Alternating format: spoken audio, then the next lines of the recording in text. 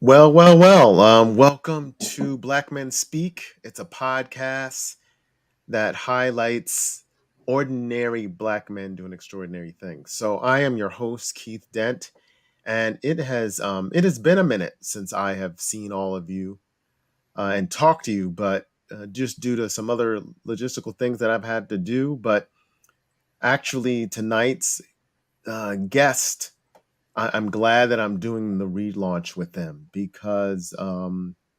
This is a historical making group that I'm going to be speaking with tonight. As you may not know, if you're fans of the show, we in October interviewed um, these two gentlemen, and maybe another one will join us. But Phillip Henderson and Dom Mullins were on the show in October, talking about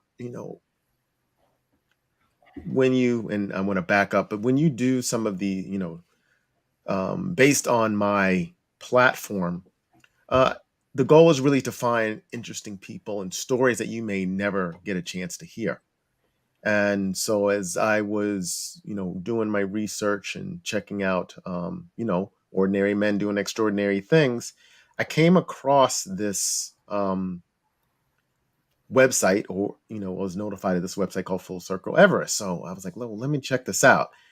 And I was like, wow, a group of people of color and primarily Black people climbing Mount Everest, and just to hear that um, just is really extraordinary because one, you don't most of us probably have never heard of Black people climbing anything, especially mountains and in the cold in the winter, and then a group of Black people climbing collectively as a team. And so as I read further, I came across this man Phillip Henderson, who was, he calls himself by profession an outdoor professional. So never even heard that before. Someone that actually is does things in the outdoors as a professional. So that could be, from climbing, canoeing, just anything having to do with the outdoors.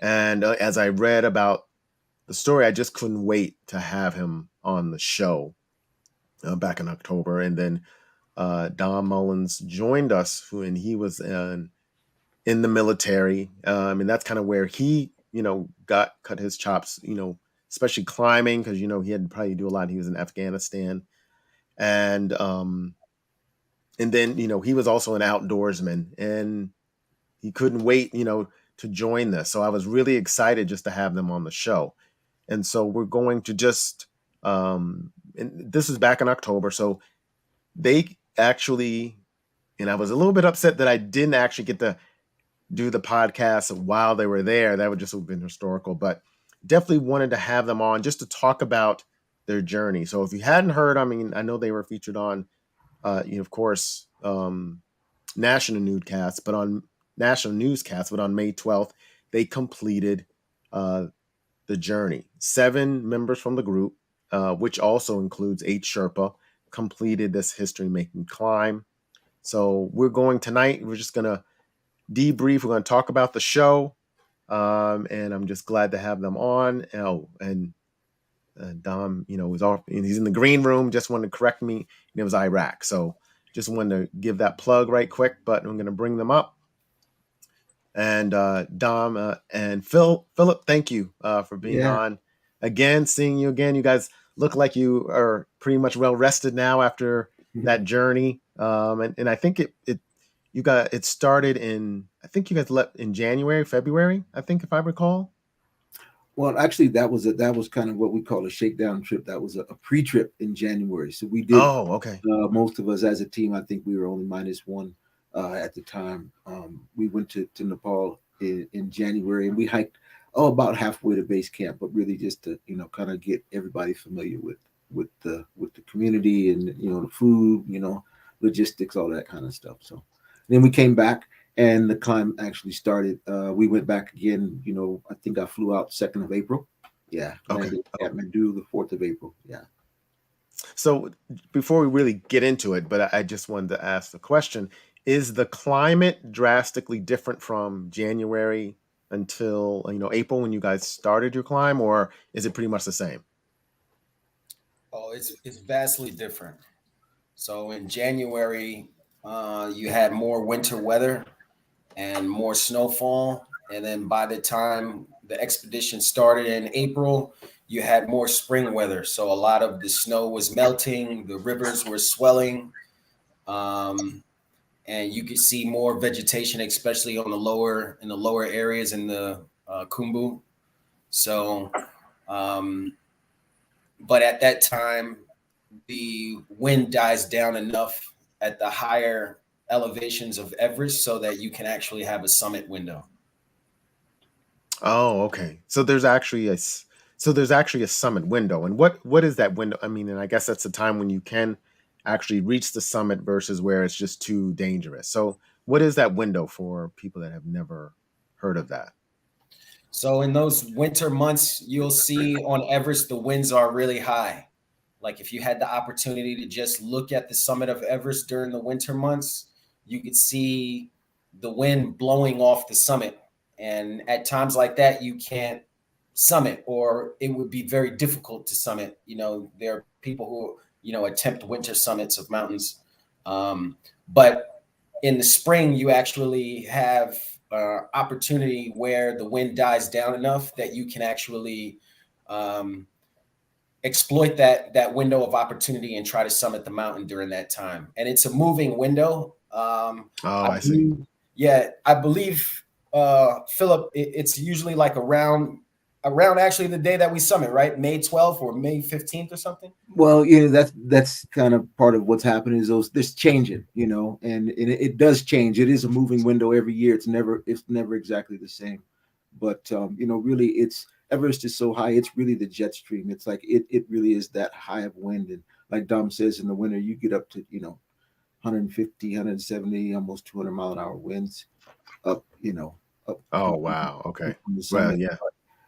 As the spring and you fall and you start going into summer before the monsoons and things calm down, there's a window there of, and it can come and go as things kind of move around, and it's usually about between the 12th and the 20th, 24th of May, somewhere in there, you know.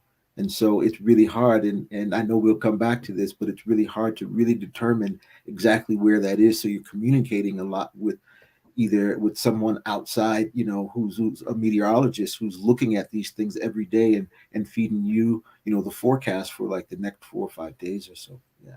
Oh, okay. Okay, great. So, yeah, so let's go back to the beginning. So, for those who don't know, if you're just joining us, for those who full circle, what is Full Circle Everest and what's the significance of the name? Yeah, well, Full Circle Everest was, is a team of 11 people. We got together, and we didn't just like get together. We've all been climbing for many of years. It just happens that through our paths of climbing, we happened to come together, well, three years ago, 2018, 19. um, and we started really, meeting each other and talking about the project.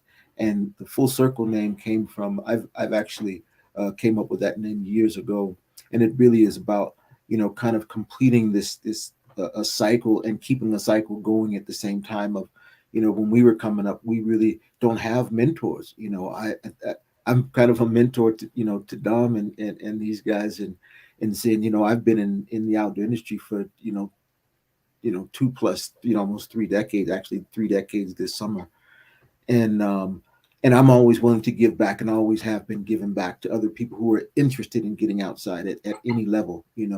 And so at this level, it just so happens that, I had been on Everest in 2012 as a part of another expedition. And so while I had the opportunity to be, to be the leader of another group of people who are all black as well, men and women both. And so it was really kind of full circle for me as well, because when I came in the industry 30 years ago, uh, there were very, very few of us for sure. Oh, okay. Thomas had joined, but then he dropped out, so I don't know if he's going to come back in. So, if you Okay. have his number, dude, he can come back in, and I'll let him in. So just to let him know. All right. Um. So yes, and so I read that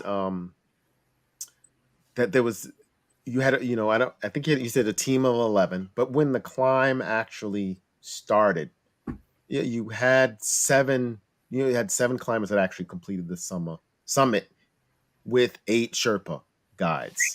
So my question was, well, Philip, which of course, when I wanted to interview you again, I was surprised that you weren't included in that. So was that already planned? And if so, why was that the plan?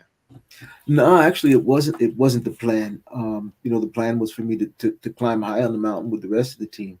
Um, but just really, as things went along, through kind of looking back, and one thing is a lot of energy put out just to make the expedition happen in itself. Over the last, year, almost 2 years. Um, you know, arriving in we had some other logistics happening as well, some other aspects of just climbing Everest, such as, we had a press conference with some folks at the U.S. Embassy, and we spent a day with the Nepal Youth Leadership Council while we were in Kathmandu, and so I was part of both of those. Then we had another group of folks, hiking in with. So it wasn't just us 11 folks hiking into base camp. I think we were a group of 20 Mm, plus our Sherpas and some other folks. And so as time went on, and as we got to the mountain, there were a lot of other logistics and things that really needed to be paid attention to. And I was leader of the expedition, and so I felt like, leading from that standpoint. And I think people get it wrong as well. It's not like there's Philip Henderson who's hiking in front of, and here's this group of eight other right. people hiking behind him to go to the summit. It doesn't work like that. You know what I mean? And so, but yeah, it was a decision of mine to just really focus on all those logistical things, because your mental game has to be tight when it comes to getting your own self prepared for climbing every day. And if you're not just focused on that, things can both of those things can go wrong. So yeah. Right. Okay. Yeah. And then I guess there were some others that did not complete the climb, or I don't know if they attempted to climb. And I know you mentioned in our the previous episode that you had to, illness could creep up on you at any time. So I didn't. Was it what went into the decision where the others did not uh, make the climb? Was it physical or mental, or was it just a last minute determination? No, it was logistics, and like I say, it's people get it's not when you get sick. If you get sick, it's when. And I think everybody was feeling it at some point. And Mhm. I think Fred just happened to be high on the mountain, and so he couldn't continue. And Abby, just some other challenges and so on, wasn't able to continue. But everyone who actually, besides myself, who decided to play another role from a standpoint of logistics and so on, every the other nine nine team members all went up to camp 3 or above.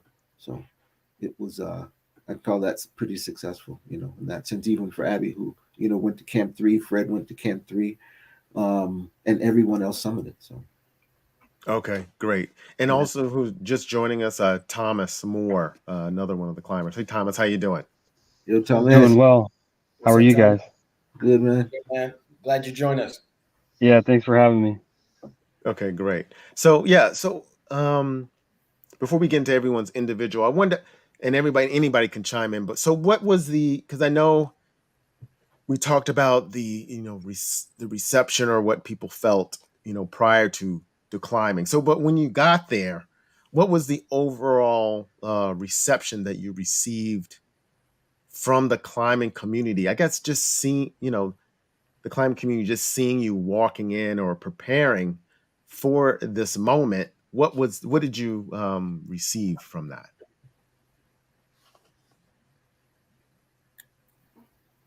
Thomas, I guess since you came in, you just came in, I'd love to hear you talk about that.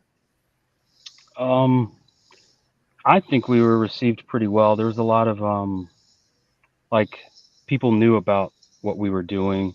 They had heard about it. A lot of questions. Different. Like what, for instance? I mean, I remember on a hike with Phil. Uh, there was one woman who had heard, and she wanted to know how it started, and obviously Phil was able to bring her through the story, the full circle story. But I mean, it's just like they had read an article, they had heard about it, and then boom, we were there. And so for me, I experienced a lot of pictures, a lot of questions, and for the most part, um, positive attitude. I mean, we met a guide. I can't remember the company that he worked for, but he lives in Washington.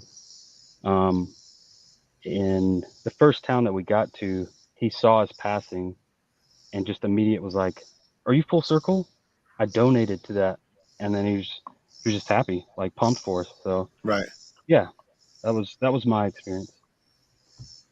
Great. Great. Don, what about you? Yeah, I mean, everybody's spirits were really high. I thought we had really great reception in into the community there. People were really excited.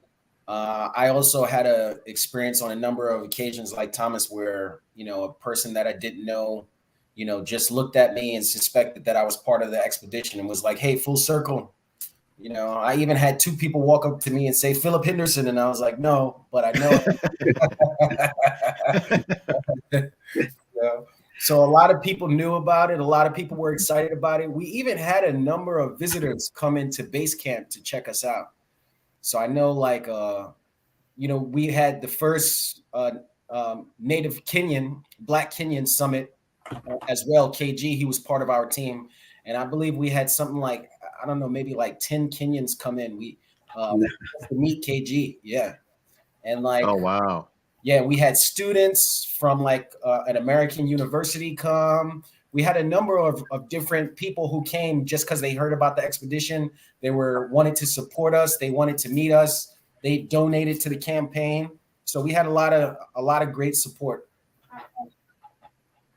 Great. Great. So because I guess so what you're saying, the team stayed at base camp for a while until you actually took the climb to the summit. Is that correct?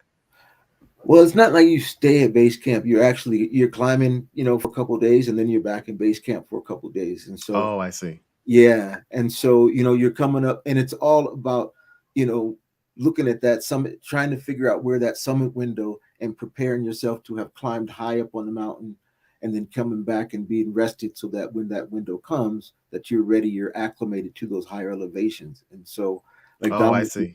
yeah. So it's So almost like a practice kind of thing. almost, but it's more than just practice. It really your body is going through physiological changes, and allowing you to be more to take in more oxygen and actually be active at those elevations. And so it's not just, the training is like, most of that stuff is like, is like, ABC for most of us. It's like it's going through the motions because you've climbed a lot, but you're just getting used to the altitude, and helping your body get used to that, to be in that physical activity at altitude. Oh, okay. Interesting. So I would love to hear, and especially someone that's not a climber like myself. I think, you know, um, I'm more of a cyclist, but what would be one of the physiological changes that your body would go through that you have to kind of get acclimated, over time before you really take a climb like that? Yeah. You So, so, Go ahead, so Dom. Yeah. yeah. So I guess one of the most important changes is that your um, red blood cells are becoming more adept at carrying oxygen. And so, And increasing as well. Yeah. You're yeah. building more red blood cells. Yeah. Mhm. So with that efficiency, of your red blood cells carrying oxygen, being able to carry oxygen and producing more red blood cells that could carry more oxygen, it's helping you, I mean, literally operate your body better at those elevations. So you feel better after each time you expose yourself to the stressor and then you go back down and you rest. Basically, what is happening is your body is reacting to it by producing more red blood cells to carry more oxygen. And then that's why when you go back, you feel better, you feel stronger when Mm, you're there. okay. Oh, interesting. Um, well, thank you for that. That was good good information. So, what would you say during the journey was the what was the biggest surprise during the whole expedition? Wow. For me, it was getting from Camp 1 to Camp 2 was unbelievably hot. I was not ready for how hot, like very hot. I'm in Georgia. I'm from Georgia. I know heat. It was like really really hot. I was not expecting that. When you say hot, you're talking about temperature, correct? Yes, like the sun, the heat, the whole nine, and it dehydrates you quicker because you're also at a higher altitude, so you're losing or you're losing water on every breath, and so it's just very intense. Yeah. Camp Wow. 1 to Camp Okay. 2. Yeah. And so from I guess a mile standpoint, what's the mileage difference from one to the other? Dom, you may have to answer that one. I have no clue. I was so out of it. Well, I actually don't remember miles, but you have at least about like 2,000 to 3,000 feet between each of the camps. Yeah. So yeah, but I don't recall how many miles it is. And I mean, one of the interesting things about going what Thomas is talking about from Camp 1 to Camp 2 is that from Camp 1 you can see Camp 2, so you're like, oh, it's right there. You feel like you'll be there in like 15, 30 minutes, but like 3 hours later you're still walking towards it. you know so, and you don't have any sort of ability to assess the discern the difference, the distance between the two camps. you know Mm, Yeah. so but It's massive. Yeah. yeah, It's incredible. And having been there in 2012, I experienced that. And so and we talked about it during team meetings earlier about it just being hot in the Coombe. But the thing is that you can't understand it until you experience how hot it is between camp 1 and 2. There's just no way. Yeah. Yeah. you okay. know what, Keith, I'll say that one of the things that surprised me the most on the expedition is after summit day. So we summited on May 12th. When we were coming back across those lower camps from Camp 2 across the Western Coombe, back from Camp 1 across the icefall, it was really surprising to me how much everything had changed and how much was melting at that time. It was almost like, you know, like reality itself up there was just melting. Everything was falling apart. Right.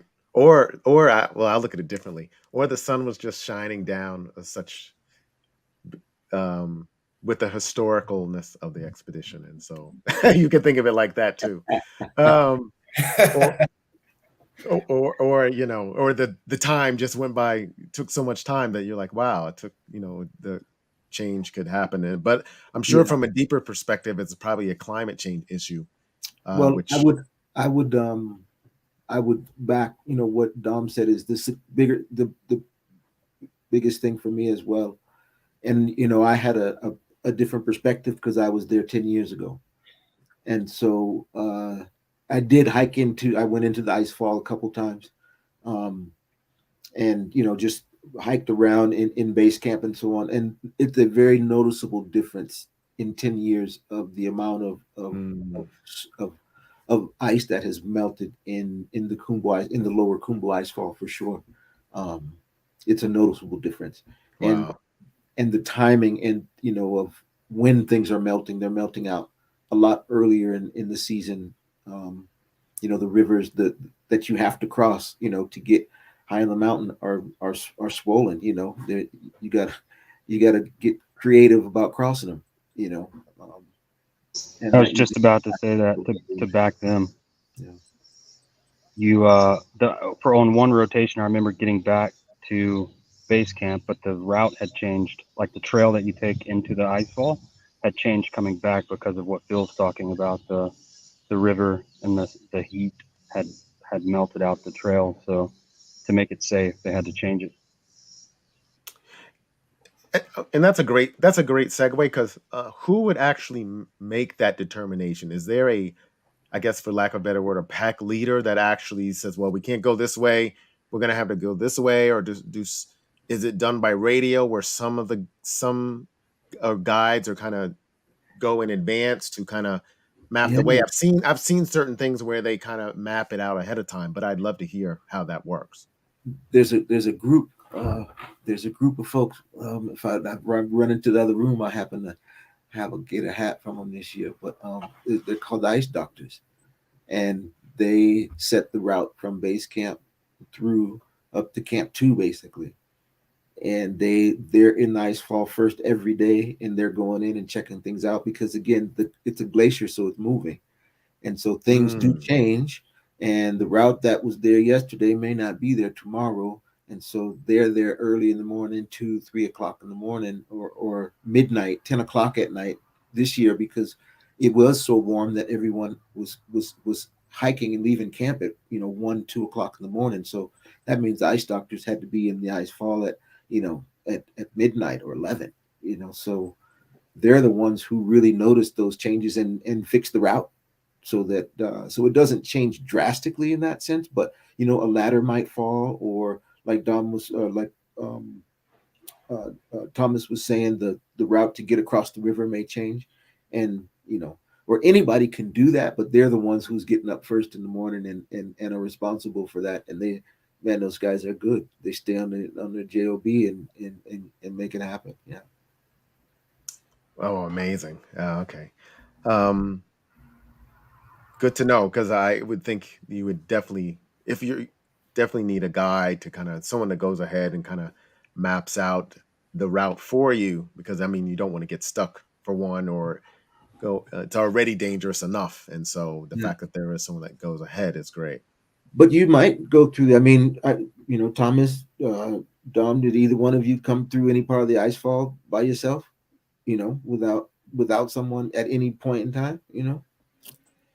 Each time I did it, well, the last time I did it, it was just me and Fertimba, my Sherpa climbing partner. So we were the only ones there. And at that time, actually, you reminded me of this, Phil, when you were talking about the ice changing and ladders falling. Ladder had fallen into a really large crevasse, and we had to run and jump over it. Yeah, that was Yeah. pretty wild. Mm, okay. Wow. Yeah.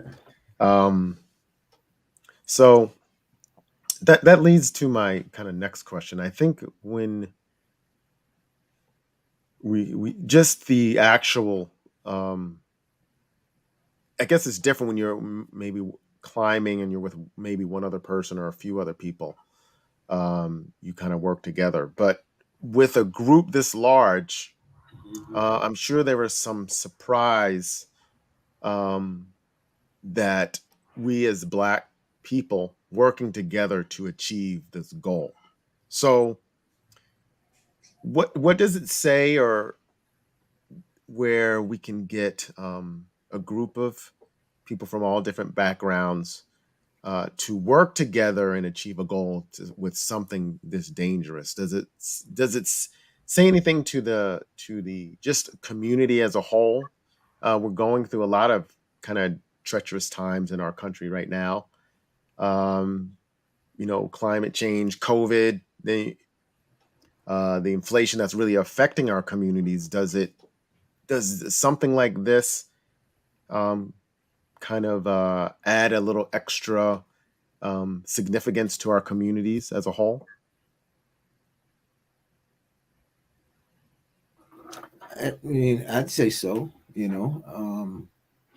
I, a lot of so much of it is awareness and just people being aware that you know African Americans, the Black people around our country, around the world, are doing these things, or that are getting out and having to manage risk, or make decisions and work as a team, those kind of things. And so we saw a lot of that, like Dom was saying and Thomas was saying, coming in. There was a lot of folks who were saying, oh, this is full circle. Well, that was happening even on social media prior to going to Everest and throughout and since as well. And so knowing that uh, as a group, us getting together and accomplishing this as a team, and most folks can tell you when I do say team, and when I if I say it wasn't hard for me to go, you know what, I'm gonna go climb this mountain, and yeah, it's still part of the team, but I'm gonna summit and all those other things I'm going to put to the side. It's like that's hard to make that decision, but that's what that was about, teamwork. It was what the team needed, and that was just a part of our success. It wasn't the success.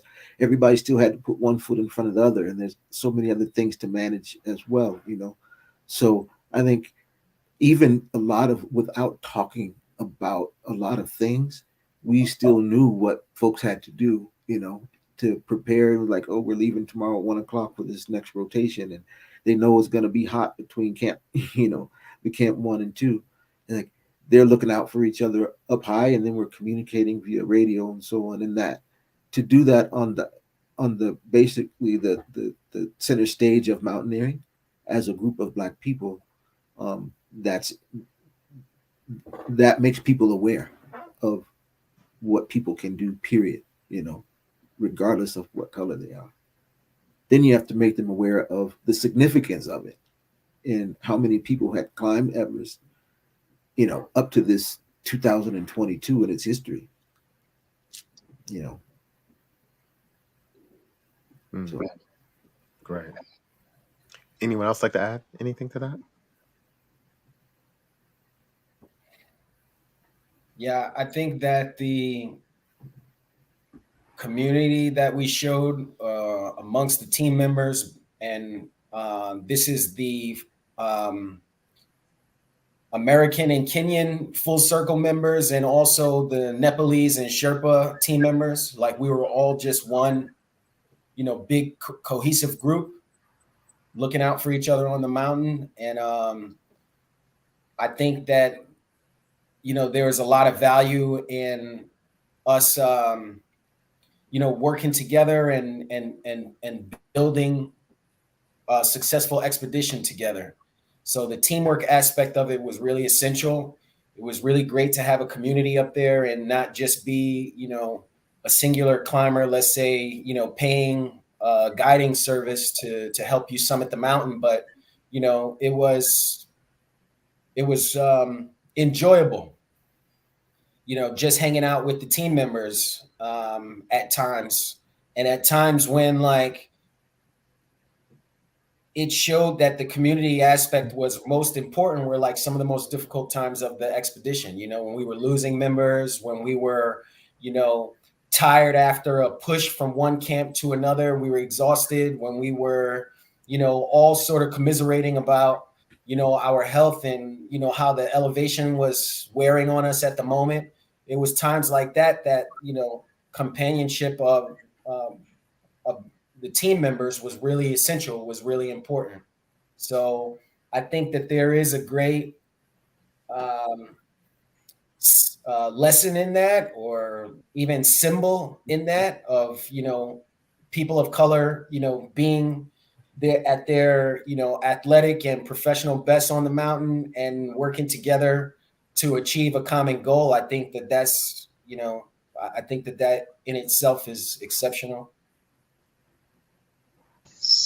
I'll add with I think, and Phil has been working like 25 years longer than I've been climbing. He's been working on this, but I think it our group coming together, having success on the mountain, helps to remove negative stereotypes that some we just tell ourselves as a community. I think all of us coming together, and that will make its way out into the community, with the film and stuff like that. But we did well. We had, I mean, Dom is a part of. Dom is fast. Manoa's fast. Like the crew that went up, we did well going to the summit, and it wasn't a mess.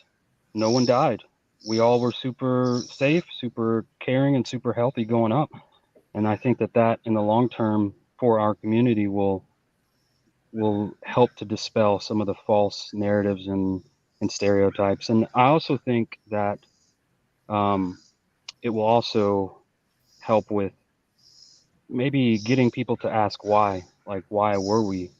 Why did we climb? Why has Phil been going to Nepal for 12, 13 years? Uh, like, why? And then you'll start to get answers. So in the long term, I think there's a bigger impact for sure. But yeah, we did it. We worked together. We made it. We did. There was no like arguments. Which on I've been on a few expeditions. That stuff happens. Like not everybody agrees, and teams can break up that way. But Mm. this was super positive, super helpful, and I think that yeah, in the long term, it will help to change people's minds, people's narratives about the outdoors, about mountaineering. Well, I mean, and that's a great segue to this because since you're the newbie, I didn't get to ask you what got you into climbing, and why did you actually make the climb? Um, I've been pursuing the Seven Summits. A mutual friend to Phil, his name's James Mills, basically knew that I was pursuing it and talked to Phil. And after seeing, or talking with Phil, great conversation, I figured or thought he's a great leader. I'd like to be a part of this team. I also wanted to meet other climbers. I didn't know any climbers of color in the community. And so, yeah, it was an opportunity to get in with a good group, get in on a cool, mission and learn.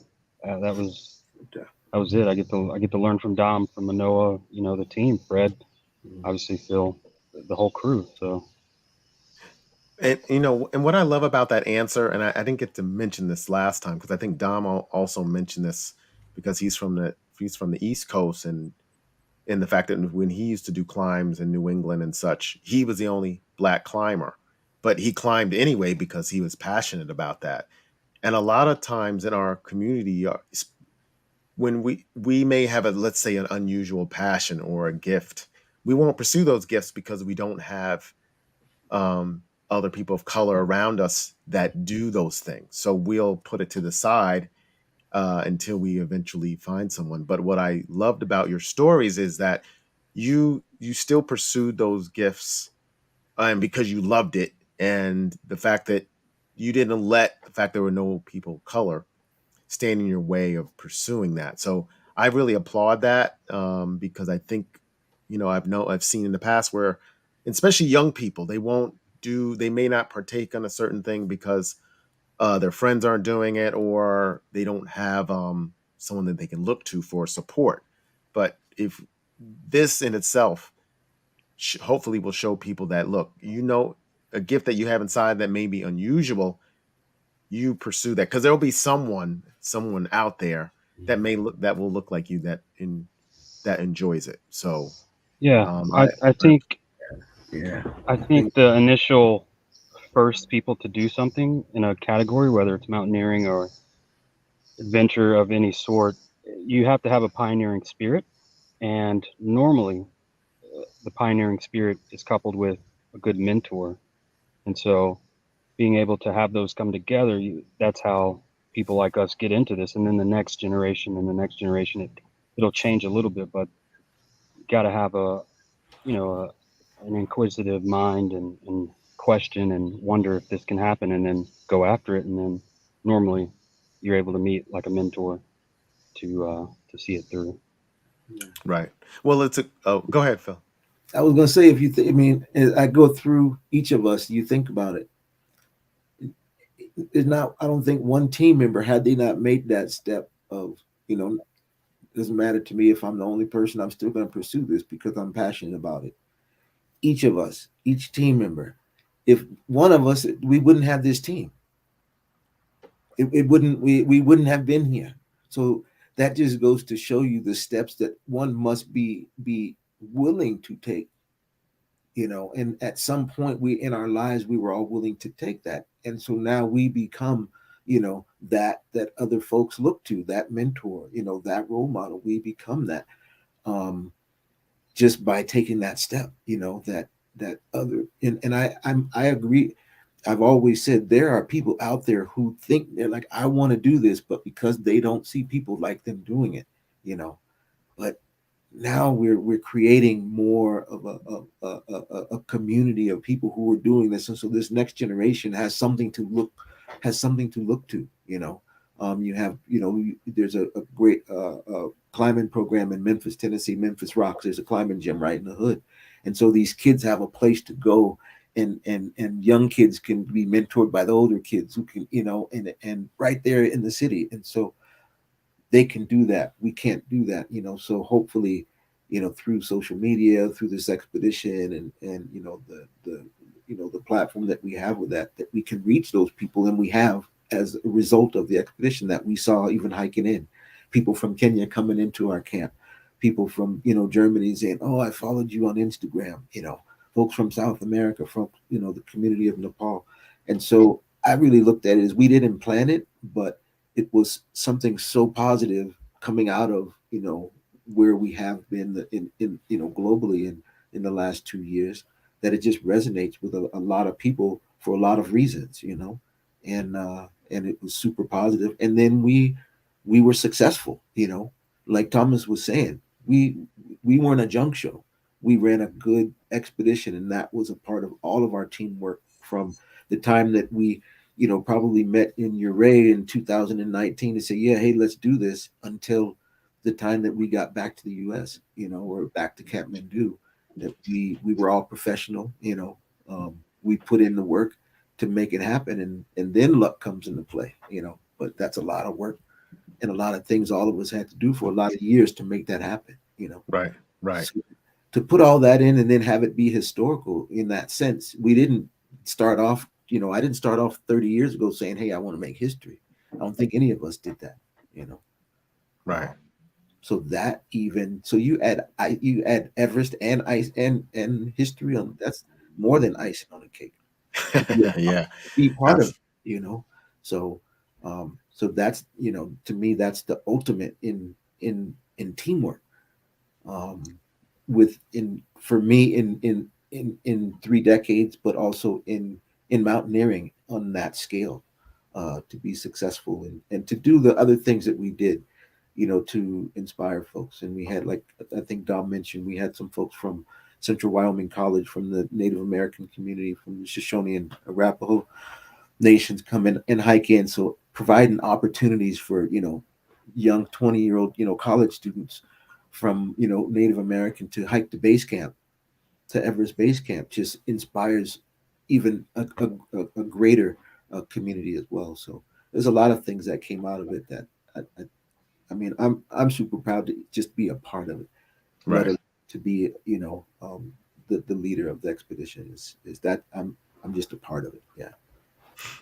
Well, that's fantastic. And so, kind of to go back to the leadership thing, because I know in a previous podcast, it was mentioned that you have more of a backseat leadership style, and so that meant, and though also since you didn't make the climb, there was others or some people that had to step up and be leaders. So, not to put you on the spot, but who were those individuals on the expedition? Because clearly this you didn't mention that ahead of time that you weren't going. So clearly someone had to say, well, I'm going to take the mantle and kind of make sure the group not only makes the climb but also stays cohesive. So who were the individuals that did that? Well, up high in the mountain. Yes, as they took the climb and they knew Yeah. you weren't going. Yeah. So I would have to defer to Thomas and Dom for that, because they're the ones who are there, in camp and experiencing that. So. Yeah. I mean, I think that Eddie Taylor played a really active leadership role, um, and um, and also KG as well.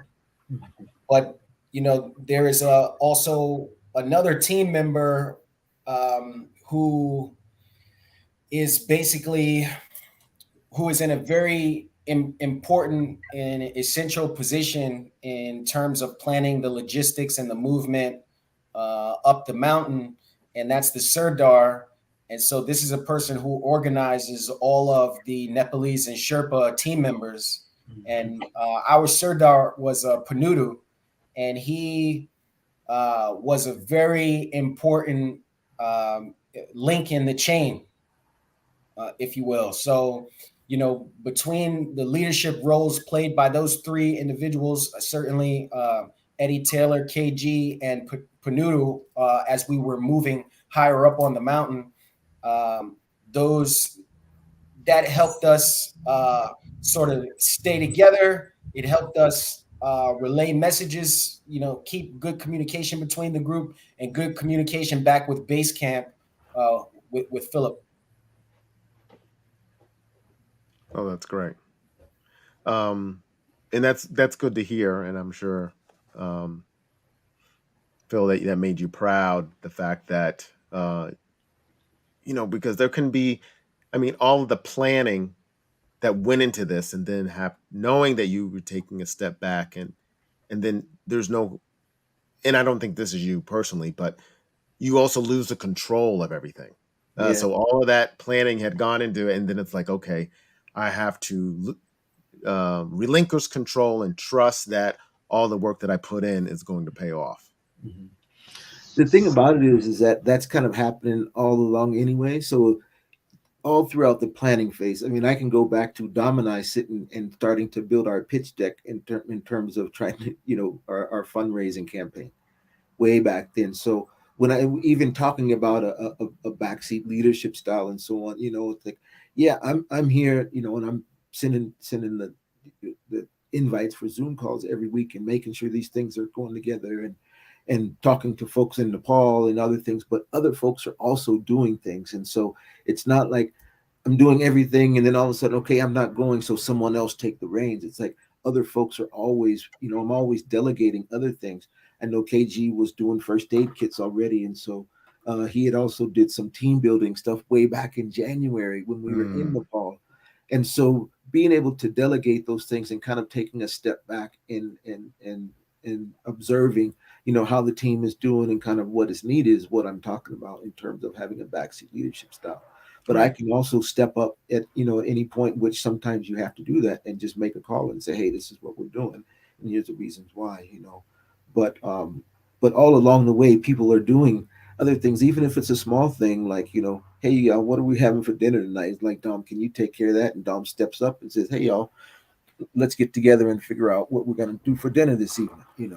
Because that's a lot. That is a hard, realistically, that is a hard job, hiking into base camp to get dinner prepared for Oh, wow. 20, Okay. 25 people in a tea house that has another 35 people, sleeping there at the same time. So, Oh, okay. oh All yeah, right. there's a lot of little things that go into an Everest expedition that people don't even know.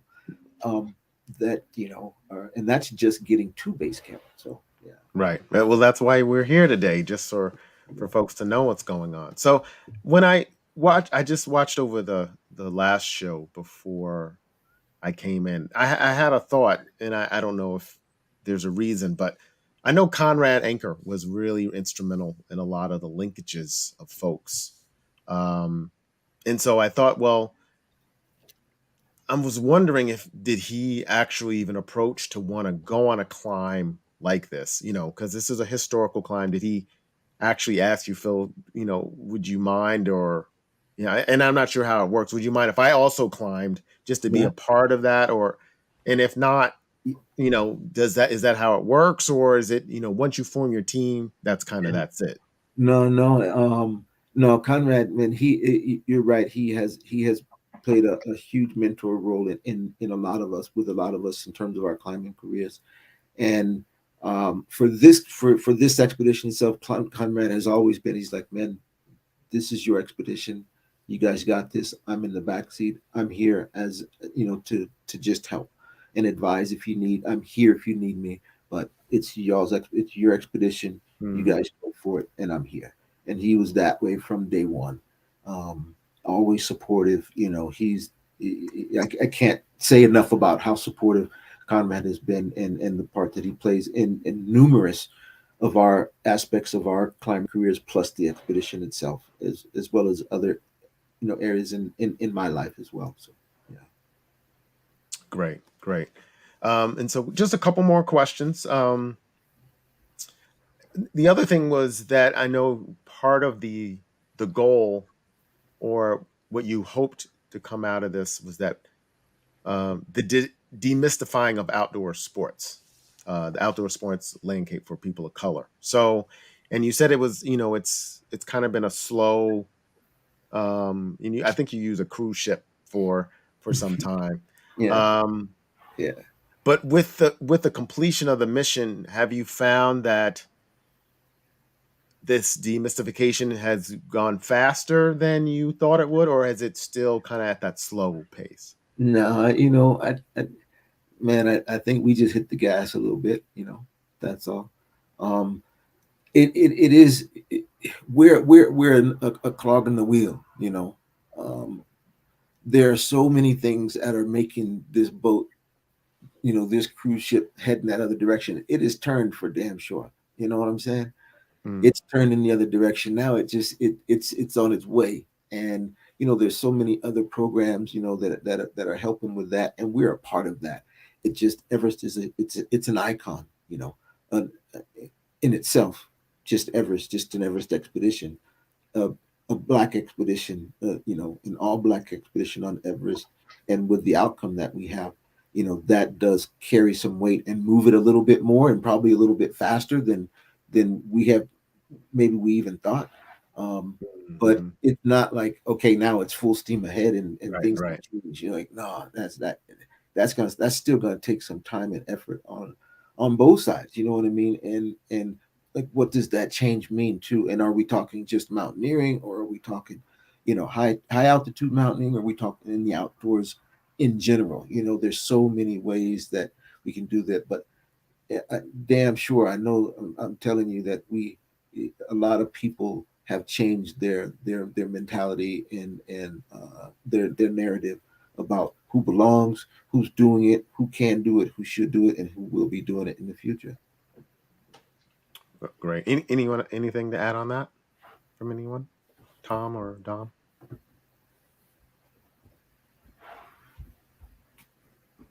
Okay. So I'd love to hear from you. So now that the climb is historically over, so what's next? And as far as your next, you know, mountain to climb, no pun intended. Me specifically? Yeah, Uh, no, yeah, all three of you. all three, yeah, yeah. I'd like to keep pursuing the seven summits. I'm two away from completing it, but I want to get back to Nepal and climb there. That's a beautiful and magical place. Um, yeah, I want to keep climbing. I would like to keep introducing others to the outdoors. Um, hopefully with the team. Uh, it's a fun team to be a part of. Um, those are the big things for me: climbing and introducing others. Dom? Yeah, I would also like a chance at the seven summits, and also more 8,000 meter mountains. Um, there's some other objectives in Nepal that I would love to get an opportunity um, to climb, and you know, because of the deep relationships that we built with, the Nepalese and Sherpa team members of Full Circle. I would also love the opportunity to get back out there and climb with some of those folks, as well as some of the American and Kenyan team members. So I think that we have a lot to look forward to between the group. There's still a lot of mountains to climb, obviously, and we're hoping that more of the team members that were involved this time want to be involved in the future. So Oh, okay. Phil? Yeah, man. Shoot, yeah. The next mountain to climb. For the one thing is, I want to keep supporting these, the team members in their pursuit of climbing as well, and other folks in their pursuit of just getting outdoors and so on and so.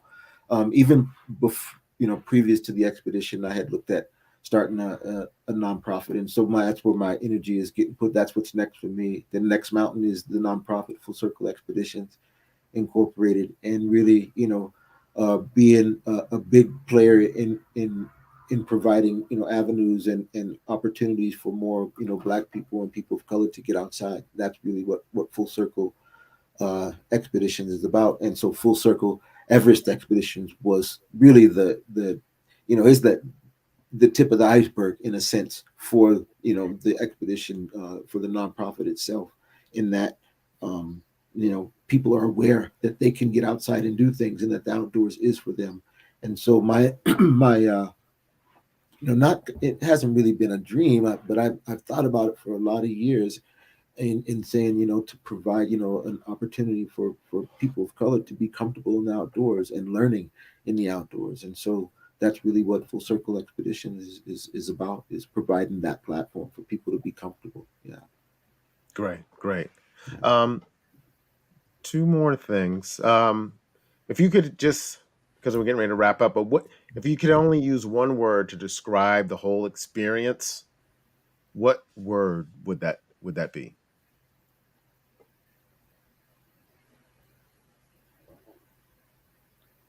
Hmm.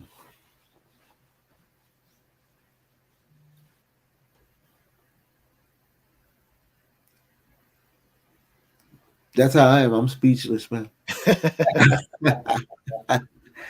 No, um, honored for me. It's honored. It's an honor, and so that's the one word, is an honor. Is Great. Yeah, I would say it's maybe celebration. That's what it felt like on the mountain. You know, we were doing handling the business and doing what we had to do, but we were also having fun. We were celebrating it. I'm gonna use the word exhilarating. It was exciting, kept me, and I don't show much emotion ever, but it was exciting all the way up. Even because I had some trouble getting down, it was still just seeing that and being able to use the landscape to help me get through a tough spot. Like it was just fun, exciting, and yeah, just amazing. Well, that's fantastic. So, uh, Phil and Dom, you don't necessarily have to answer this last question because you answered it last time. But Thomas, since you are the newbie, I always like to end the show because we I do love talking about what you've accomplished and are just because it is extraordinary just to hear different things. But I also like to always just check in with the brothers and how they're feeling because that's sometimes we don't talk about that enough. And I know there's been an uptick as far as mental health and everything, but I always like to check in with my guests because it's really about who you are as men. So the last question is right now, as a black man, how are you feeling? Um, I'm feeling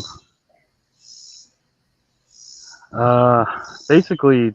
I'm giving you a real answer here. I was immediately after the climb. I was pushed to use everything that I had gained mentally from that climb. Like I've always seen myself as a tough individual and um, able to push through, um, tough circumstances. Uh, but I had to dig deep to get through the last. It hasn't even been 2 months, which is wild because it feels like it's been 6, honestly. Uh, so yeah, for me, I'm thankful that I was able to get up that mountain summit and then immediately have something to draw from because yeah, mm, being able to just sit back and say I literally can push through anything, like I can, but telling myself that is that's a whole nother Mm. step. And so uh, yeah, that is a real answer. I have had to dig deep, and I'm thankful that my bank or cash is full. I have a thought for that for you in a minute, but I didn't want to give Don or Phil the space if they had anything additional to add, different from their last time they were on the show. Yeah, Phil, you can go first. And I don't remember. I don't remember what I said the last time. That was 8 months ago. I had a lot to think between now and then. But he, proud, man. Okay. That's how I'm feeling, is proud. Yeah, and not just for myself, but for the team and for our people. Period. Don. Yeah, I think for me, um, maybe the feeling is hopeful, you know, and that's um, hopeful that just more people are inspired by, you know, the journey that we took into the mountains and the way that we performed it, and just hopeful that that community of people getting into the outdoors uh, are encouraged, encouraged by seeing people of color do it, encouraged to feel like the outdoors is theirs, that it's their space as well, and they should also be exploring it. And so I'm hopeful for all of those things. That's great. That's fantastic. So yeah, what I wanted to say, Thomas, like Thomas, is like on the expedition and the climb, you also have team members that helped you push through. So even though you might have had to dig deep personally, make sure you still rely on your team that you have around you to help you push you through. So I just wanted to add that just thought for you because I'm truly honored that you guys are on tonight just to talk, not only just talk about your accomplishments, but just to highlight your strength. And I think it will carry on to whoever you meet, because we need strong men like you, the three of you that have done something extraordinary. So thank you. Thank you. Yeah. Yeah, thanks, Keith. Thanks for All having right. us. Yeah. Oh, Thanks again, Keith, man. Yeah, for of having. course, of course. The next time, I guess if yeah, because I did hear a movie something mentioned. So hopefully, when that comes out, or I already, if it's going to be a feature film, I already know the characters that y'all will get to play you, and just make sure the what Tyler Perry, he may, if he does it, like we got to have Keith on to do to No, do Keith, a feature of this. it's a documentary. It's a documentary of full Oh, color okay. about the expedition Yeah, and I was just playing, you but you never know. Documentary know. could turn into a And, feature film but too. we'll So definitely let you know when when it's available, when it drops, and then maybe we can talk again after that, because you might yeah, have some more questions yeah, absolutely, after you see the footage. So absolutely, absolutely. All right, you guys have a great night. Yeah, okay, you too. hey, See Hey, you. thank, peace, y'all. all right, thank you.